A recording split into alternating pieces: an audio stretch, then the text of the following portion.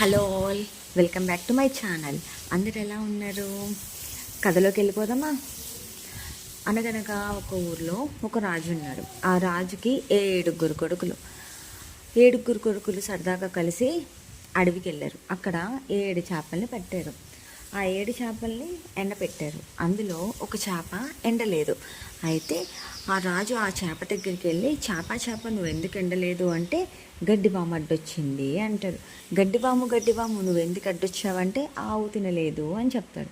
ఆవు నువ్వెందుకు తినలేదు అంటే, బాబు మేత వేయలేదు అని చెప్తాడు. బాబు నువ్వెందుకు మేత వేయలేదంటే, చీమ కుట్టింది అంటాడు.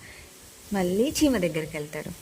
చీమ నువ్వెందుకు కుట్టావు అంటే, నా బంగారు పుట్టలో ఏలు పెడితే నేను కుట్టనా అని చెప్పి తుర్రుమని వెళ్ళిపోద్ది.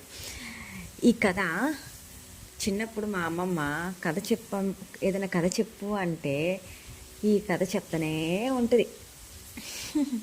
ఓకే, 7 చేపల కథ అనమాట.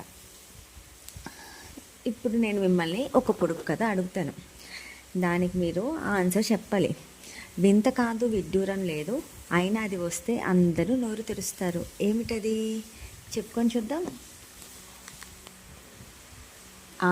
ఆన్సర్ తెలిసిన వాళ్ళు కామెంట్ చేయండి.